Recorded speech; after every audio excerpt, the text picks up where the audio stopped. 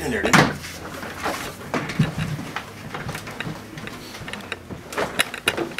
Oh no. I'm just trying to get the screen in his voice. Our whole job is fire control, extinguishment. But to understand how to put fires out, we need to understand how fires burn. All right, and that's kind of what this class is all about. Fires burn pretty much the same way every time, but depending on conditions, you know, they'll burn a little bit differently. All right, so we'll talk a little bit about heat energy, composition and characteristics of fuels, environmental conditions necessary to sustain combustion. Have you ever heard about the fire tetrahedron? Mm-hmm. Okay. So anatomy of fire, it's basically combustion is a self-sustaining process of rapid oxidation of a fuel being reduced by an oxidizing agent, blah, blah, blah. This is what the book says fire is. You know, and for many years we learned about the fire triangle: oxygen, fuel, and heat, and then we realized that there was also the fourth side of the tetrahedron. So we know that fire needs oxygen to burn, it needs fuel to burn, it needs heat, and then it needs that self-sustaining reaction that starts it burning and it keeps it burning. So again, we talked a little bit about the fire tetrahedron. Okay. Now, to put a fire out, you need to remove any one of those four components, then the fire goes out. Okay. Time temperature curve. This is important for us to understand that there's basically three phases of fire. Down here in the corner is where the fire starts, and that's called the growth period, or the incipient phase, as it's sometimes known as well. So the fire starts, and the heat starts to rise in the room, and when it reaches a certain point, it's going to flash over. Okay. Now, flashover happens at different times. It just kind of depends on fuel load and conditions, but you can tell the indicators pre-flashover when it's going to happen. So the growth period, it's important to know that this is the most dangerous time for us as firefighters. When we get to a fire, we need to realize very quickly what phase of fire are we in. If we determine that as we arrive that we're in the growth period, we need to know that we need to be very careful with how we fight the fire. Mm-hmm. Okay.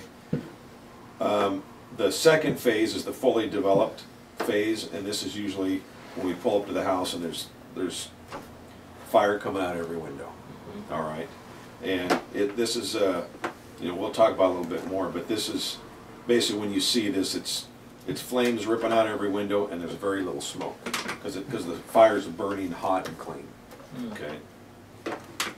And then after a while, if the windows don't break out, you'll get into what's called the decay phase, and that's where the fire basically runs out of oxygen, so it dampers down just like a wood stove would. Mm-hmm. You know, and it's still burning, but it burns very slow, and there's a very high heat. So we'll talk about these all a little bit more. So like we said, the phases of fire, we have to understand them. If we understand them, then we can know how to put the fire out and do it safely. Okay? We have to use different tactics on certain fires and different tools on certain fires. Each phase is characterized by differences. The smoke conditions are going to be different in each phase. Thermal layering is going to be different in each phase. And what thermal layering it means is that it's hot at the top, cool at the bottom. Mm-hmm. Okay. And we also want to know if it's an open or if it's a closed box. And whenever we look at a house or a room that's on fire, we need to look at it as it's a box. Okay? And that fire is burning within that box, and if it's an open box, that means there's an opening that's allowing smoke and heat and fire to escape. If it's a closed box, there's not an opening, and all that fire and smoke are inside, then we know that we have to make an opening to let the bad stuff out. All right, so we should never climb into a closed box without ventilation happening. That's basically the point I'm trying to make. So back to the phases here. First phase, you know, if you've been through an EMT class, you know that right now the air we're breathing, basically 21% oxygen. Okay. So in the first phase of fire, there is no reduction in oxygen in the room. The fire has plenty of oxygen to burn. The fire is producing water vapor, carbon dioxide, and basically numerous other gases, and it's being released into the room. Some heat is being generated. You know, obviously, you know, a fire starts in the far corner over there. We're 20 feet away. We're not going to be able to feel that heat until the fire gets bigger. The fire may be producing a flame temperature well above 1,000 degrees, yet the temperature in the room does not reflect that. Okay, like I said, this is the most important phase to understand. And it's so many things happen in the incipient phase, and they happen very quickly, and that's why you have to understand what's going on. Okay, this is just this video is a recreation of the station fire, where basically it's a nightclub that a band was playing in, and this back wall is covered by foam rubber or foam insulation, sound deadening material, and they were doing a fireworks show on the stage, and it caught this foam on fire. And basically this video, it shows kind of the growth of fire very well, but obviously we can't watch it, it's not working.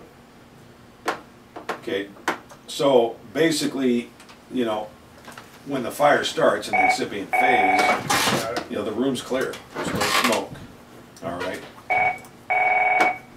But you can see from the time of ignition in that last picture, 49 seconds has gone by. Look how much, you know, fire and smoke has taken off in this room. And also, you can see that the floor is starting to smoke, so that there's, you know, there's radiated heat coming down. Boss, are you available for a phone call? Who is it? I don't know. May I ask who's calling?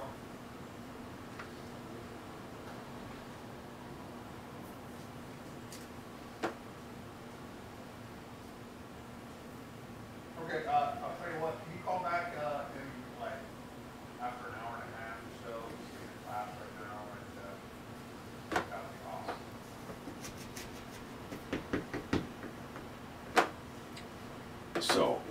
So anyway, we got a buildup of heat at the ceiling. The smoke is going up to the ceiling, and then it's banking out and rolling out from where the fire started. And that's called mushrooming. When fire and smoke and heat hit the ceiling and then they go out, that's called mushrooming. And mushrooming is what causes fire spread throughout a structure. And so our main focus as firefighters is to stop mushrooming, and we usually do that by ventilation. Okay? So 49 seconds, we saw quite a change in the room. Okay? We'll go to the... So 49 seconds, now we're at 105, and you can see that the smoke is starting to lower even more. And now we start having a phenomenon occur that's called thermal re-radiation. And what that means is it's hot at the ceiling, but that's radiating heat down to the floor. And as the floor heats up, then it re-radiates heat back up into the ceiling. Okay? And then it hits the walls heat up, it radiates heat to the floor, it goes back up to the ceiling, and this is happening all over the room.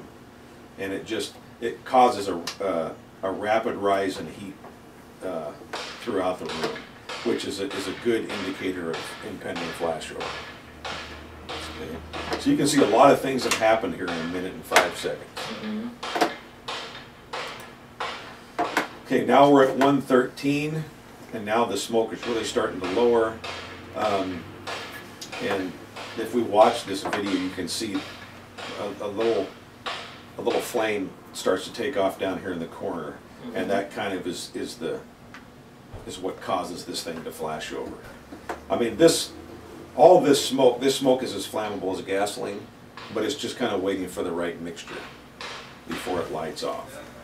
And once it lights off, then the whole room becomes involved in fire, and if you're in it, you're in trouble. This is just another video of the same thing. Free burning phase. It's the second phase of fire. Oxygen is still plentiful in the room, 16 to 21%. So the fire is still going to burn really good. And heated gas is spread out laterally from the top downward, forcing cool air to seek lower levels. And eventually all the materials in the room ignite. And that's basically what flashover is.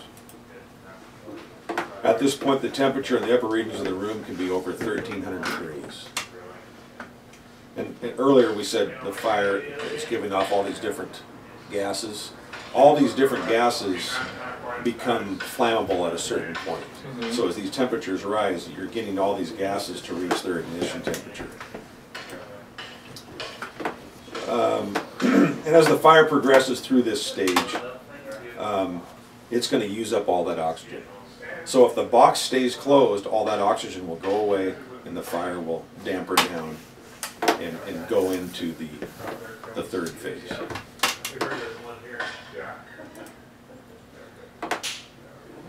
I mean, this is kind of a good picture. You know, you've got fire from floor to ceiling, and there's kind of a lack of smoke. I mean, there's still smoke there, but it's not extremely heavy. Third phase, it's the decay stage. Oxygen has dropped below 16%, so it's not burning. The room is no longer thermally balanced. Instead of being hot at the top and cool at the bottom, now it's hot at the top and hot at the bottom. So there's no thermal balance. It's very explosive because all it needs to take off is oxygen. So if you open up a window or open up a door and introduce oxygen into the closed box, it will react. Temperatures can be over 2,000 degrees in that closed box. Box is intact and it must be opened carefully. And we usually do that by vertically ventilating. This is kind of a good indicator, this picture of a closed box that's in that decay phase, because you don't see any active fire, but there's a lot of heavy brownish smoke, and all it needs is somebody to open up the box, and that's kind of what this video shows. A guy on the side here opens up a window and all this smoke ignites on these guys on the porch. Same thing here. This is a video that basically, this is a chimney. Oxygen gets into wherever the fire is burning and it reacts explosively. There's an explosion. It blows this chimney right off the side of this building. Whoa. Took fast. Yeah. Okay. Here's another fire. Good picture quiz. You know, there's no visible fire in this video, but there's lots of dirty brown smoke. It's kind of a good. Yes, that video too. Yeah. So smoke and fire, it tells us a story from the windshield of the rig. So as we pull up to a fire, we want to see what's the smoke telling us. Is it light smoke, moderate smoke, or heavy? And we should describe smoke in those three ways. Light, moderate, heavy. I mean, light smoke, it's very lazy, you can see through it, not very much of it. Moderate smoke, we're getting to the point now where there's a lot more of it. We're starting to have problems seeing through it, and you can see that this starts to change color. Light smoke is usually a lighter color of smoke. Now we're starting to turn brown or black. And then heavy smoke, you can't see through it. It's under pressure. It's being pushed out of the building, and it can be very black or a heavy brown. So, again, the color, is it dark or light? Dark is bad. Velocity, is it lazy? Does it have speed to it? Does it have pressure behind it? And dense, can you see through it or not? Volume, a lot versus minimal. Fire also tells us a story. You know, is it visible or hidden? Heavy fire or light? 42, medic, 42, fire, 3. Reading smoke is one of the greatest arts that, as firefighters, we need to have. You know, you need to be able to pull up in front of a house and see the smoke and say, okay, this is the phase of fire that we're in. Because the smoke will tell you right away. Engine, 42, medic, 42, priority, 3. So if we are able to read smoke, it will tell us the phase of fire, location of the fire, intensity of the fire, viable victims, flashover potential, and the overall danger to us as we arrive on the scene. That's just the quick snapshot of that front of that building tells us, you know, all the answer to all of these questions. Smoke is the cause of fire spread, and we must make it do what we want it to do to keep it from spreading throughout the building. And smoke kills. That's what the vast majority of firefighters die because they get into a situation where the smoke basically ignites and kills them. We'll crawl into this, but we won't crawl into open fire. But we have to understand that smoke is the same as fire. So when you look at this picture, which fire is worse? Northwest 38th Avenue. On the left? One right. Why? Because it's thick, heavy smoke, Okay. so it might not be vented properly. Priority Okay. 3, 6%. This is the worst fire. Okay. Someone's fully This one's in the free burning phase. We wouldn't crawl into this. Okay. And also we'll talk a little bit about reading windows, but when you look at the windows on the house, the windows are totally clear. This fire is only in the garage, and this box is open. The garage door is open, so this fire is actually fairly easy to put out. It's already vented, it's in the free burning phase, where this fire, this is a closed box. There is a little opening, but it's not enough to vent the fire. And we see a lot more smoke, and some of these windows upstairs, these windows downstairs are all showing smoke. So this is a box that we have to open before we crawl into it. This box is already open, easy to put out. This box needs to be opened, and so we have to either place guys on the roof or we have to use a fan, whatever. Okay, so this one's more dangerous. How about this one? One on the right. Exactly, same thing, one on the right. See how this box is open? It's free burning fire. Notice the lack of smoke, because it's burning hot and clean. This is a better fire for us, easier for us to put out. Again, you look at the windows on the house, they're fairly clear. This one here, this box is not open enough. This is flammable smoke, and you know, this is just more dangerous for us. It looks like they opened the front door and flash on it. Yeah. Because there's a guy like on his back rolling around. Yeah. How about these here? Probably the one on the left. Because all you have is smoke coming out of the bird boxes, is that what they're called?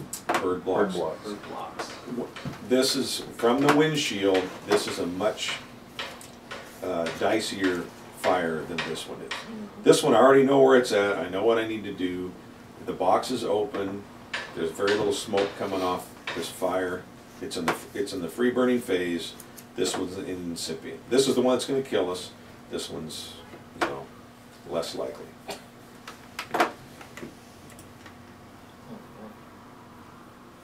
Left. Exactly. This one we know where the fire is. It's already vented. This one's not. We have to walk around this house, read windows to find it. And then once we find it, then we have to figure out how we're going to vent it. So the box, you know, this is an open box. Is the fire contained? No, it's out now. Does it need to be ventilated? This one doesn't, because it's already vented itself. So, you know, we talked the other day about nozzle attacks, direct or indirect attack here. You probably do a direct attack. Direct attack. On an open box, we do direct attacks. Because an indirect attack is we're trying to turn water into steam, and we do that in a closed box. This is an open box, so we would not use an indirect attack here. Large volume of smoke or fire. That's what you ask yourself, and there's a very large volume of fire here. Okay. Once again, you see there's not much smoke coming off this fire because it's burning clean. All right, burning clean. This should be a very easy fire to put out. Now this box is closed. I mean, it's a totally different situation than that fire, the picture we just saw. Now we need to open this box to make it look like that last picture. Okay, that's our whole goal, is we want to see lots of fire, we don't want to see any smoke. Is the fire contained? Yes, it is. It's not out yet. Does it need to be ventilated? Yes, this one does. Direct or indirect attack here? Indirect. It's a closed box, so we're going to use indirect attack here. Remember, we want to take away one of those 4 legs of the fire tetrahedron, and that's what an indirect attack is you're introducing water into a hot environment, creates steam, smother it out, takes all the oxygen away. We've got a large volume of smoke here, not of fire. So when we look at these boxes, heavy fire involvement, very little smoke. This box is open. Here we have a closed box. We do have some fires showing, but with all this smoke, this is a closed box. Okay. You know, we wouldn't crawl into this because we know it's too hot to crawl into, but we do have guys that would crawl into this. And they have to understand that that's the same as that. Okay. Okay, room and contents versus a structure fire, what is the difference? Okay, aren't they the same? Don't we fight them the same way? Why do we have to treat them differently? Basically, a room and contents fire is exactly as it is described. So it's a room within a bigger structure that is involved in fire. That fire has not got out of that room and hasn't spread throughout the rest of the building.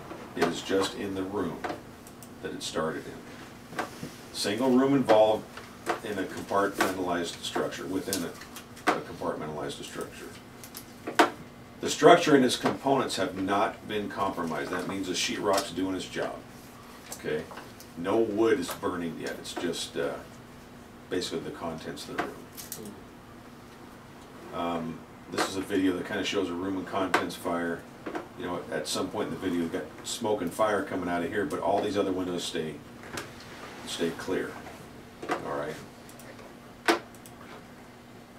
Structure fire. This is a fire that's moved beyond the room of origin. So it's going to involve multiple rooms. Structural components begin to burn. And mushrooming is going throughout the entire structure, causing fire spread. Okay, that's the difference. One is confined, the other one is not. Fire manipulation. What do I want the smoke and the fire to do? That's the question that we have to ask ourselves. Okay. If we let the fire and smoke dictate what it wants to do, then we are in danger. Okay. Now, if we choose to make the fire and smoke go somewhere, then our tactics need to support that.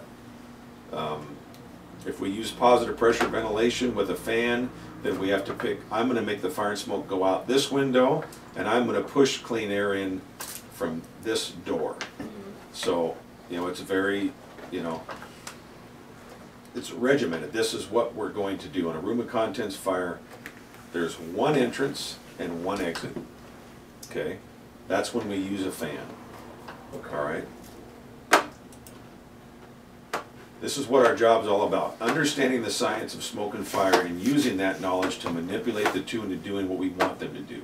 That's what we have to know how to do, is make fire and smoke do what we want it to do. Once again, don't let the smoke and fire dictate where it will go. Stop mushrooming. Again, it's the cause of fire spread. So when we ventilate, that's what we're doing, is stopping mushrooming. Okay. This video here, it basically shows these guys, they have a hose line to the front door, but it does not have water to it yet. And this is it's actually a basement fire, and they break out this window, and it invites the fire and smoke to come to this window. And I don't think that they wanted it to come here, but you know, every time you make a hole in the building, that's your vent hole. So you invite the fire and smoke to come there. We want the fire to go away from us, or away from victims, and away from the rest of the structure. Make a hole and fire will go there. Guaranteed, automatic. Remember, it's a science. We have to understand that if we do something, then the fire and smoke are going to react. So if you don't want the fire to come to you, then don't make a hole and then stand in it. Okay? So don't keep the front door open. Don't make a big hole in the front glass window, because then the fire is going to go here. And these guys are in the house with an uncharged hose line when that happens. And then they come tumbling out of the room, and they wonder why that happened to them. So basically, what tactics will I use? Will I use positive pressure vent, or will I vertical vent, horizontal vent, direct attack, indirect attack, interior, exterior? These are all questions that we have to ask. And that's that quick snapshot from the windshield will give us these answers. Okay? And then you make a choice and you go with it, and then you got to live with that choice, because there's no going back. Okay? Okay, ventilation. Horizontal ventilation is basically you're venting at the same level that the fire's at. And we do use horizontal ventilation because either number one, PPV won't work, and vertical ventilation won't work. This is kind of our third choice, is horizontal. It's basically natural ventilation. Like I said, vertical and PPV are not an option. So if it needs to be vented, then you vent it. You know, is it a poor choice to let a fire light up? No, it's not. If we open up all the windows and the fire turns from this heavy black smoke into just fire, then that's a good thing for us. Positive pressure ventilation is only used for room and contents fires. It is not used for structure fires. So if we pull up to a building and we see multiple windows open already, then leave the fan on the rig. It's not a PPV fire. It's a vertical ventilation fire, or it is a horizontal ventilation fire. Okay? This is a mistake that a lot of people make. Still make it. But remember that PPV is one entrance, one exit. So if there's multiple windows open and you shoot a fan into an entrance, do you know which exit it's going to choose to go out? No. So again, if you do that, you're letting the fire and smoke dictate where it wants to go. Okay? Firefighters are able to control the entrance and exit with positive pressure ventilation. Basically, you're creating pressure inside the building and forcing the fire and smoke out to a negative pressure atmosphere.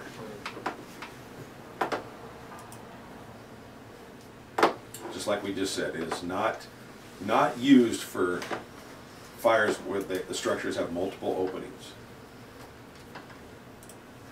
And it's just these videos are just some examples. And we'll try to, in the class, we'll try to look for some of these. Vertical ventilation, this is basically, it's getting up on the roof, cutting a hole, and making the fire and smoke go out that hole. Okay. It is performed by opening basically the roof of the structure. performed on structure fires that involve multiple areas of the building. We're trying to stop mushrooming, okay? So, whatever ventilation we choose, when we vent a building, we have to do it in coordination with an engine company with a hose line. If you vent a building and there's no hose line pulled yet or charged, then you're just going to accelerate fire growth. And if you're not ready for it, then it's going to burn the building down. And so the truck company has to talk to the engine company about what choice of ventilation they've used, and then they have to wait till the engine's ready before they do it. And then when they vent, the engine company is there with a charged hose line ready to go. Okay? Coordinated fire attack is a systematic approach to fighting a fire within a building. They work together. When fire attack and ventilation are done independently of each other, that's when we have problems. Okay? If we're at a fire and we hear on the radio that somebody's attacking the fire and ventilation hasn't been done yet, it should be a red flag to all of us on the scene. It's my motorcycle.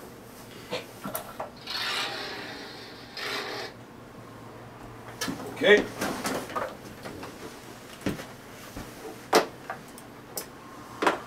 Okay, this is our goal, is to locate the fire and confine it. It's not always easy. You got to do a walk around every time, and you find the fire by reading windows. Okay, basically you walk around the building and you find the blackest window. That's where the fire is. Once you locate it, then you can figure out, okay, this is room and contents or it's a structure fire, and then our actions reflect what we found on the 360. Confine it. Don't make openings in the building, okay, until you're ready to. If we have a room and contents fire, can we close a bedroom door to keep it small? You know, and that's something that we want to try to do. Okay. While waiting for water, do you need to have the front door open? You know, no. We want to keep it closed. We don't want just more oxygen pouring into the building. And don't break windows with no purpose. This causes problems. So as long as the fire isn't vented, it'll stay in the decay stage for long enough time? Like how long? Unless that window pops open, it'll stay that way. I mean, I've been on fires before where the fire went through the incipient phase, went to the growth phase, went into decay phase, and then this happened on a Monday. Somebody comes home from vacation on a Wednesday. Whoa. And they open up the front door of their house and there's smoke inside. Oh, wow. And so we get called there and we open up the front door, there's smoke, but the smoke is cold. And when we go inside the house, all of the furnishings, everything were gone, burned to a crisp. An apartment, wasn't it? Huh? We had an apartment like that too. We had an apartment like that, and yeah, over by the mall. Yep. And then I've been on a couple house fires, the same thing happened. Where the windows never open, so it's like I said, you put a log in a wood stove and you damper it down, you let it burn, and you come back 3 days later, and the wood stove's cold, but when you look inside, everything is nothing but very fine ash. Because it gets up, like I said, to that 2,000 degree temperature, stays there, stays there, stays there until everything's consumed. Once it's consumed, there's no fuel anymore. So we've taken one leg away from the fire tetrahedron.